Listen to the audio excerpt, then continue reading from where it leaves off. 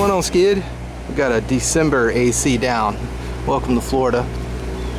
The cap was bad, the compressor side was bad, but the fan was good.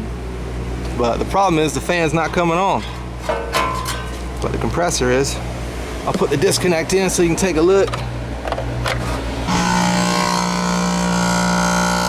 Compressor but no fan.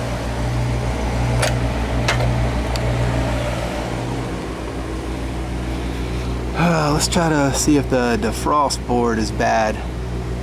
What I'm going to do is I'm going to pull that wire off of DF2 and I'm going to stick it on the common side, the left side of the contactor here.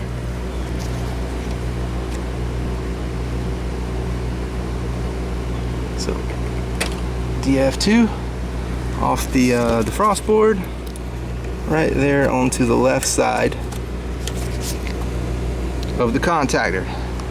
So now if my fan comes on, I know I've got a bad defrost board and I'll need to replace it. Here we go, big money, no whammy. There it is. Got a bad defrost board. So now I've got to run the Johnstone. We don't have any in stock.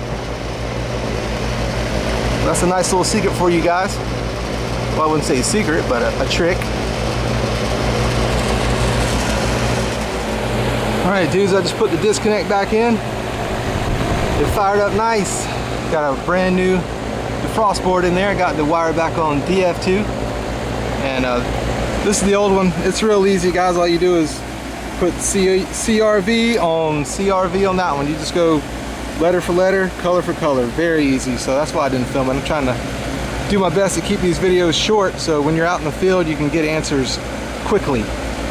And this is a 1.5 ton Goodman heat pump, by the way. I didn't mention that in the beginning. So yeah, easy fix. Nice little trick. I already got a couple of videos of me doing that. Just want to do a refresher. But you know, first you want to check the capacitor first. And if it's all good, then you can try the old DF2 to the common side of the contactor. All right, man. I hope this helps. Thank you all for watching the Dirty Maintenance Show.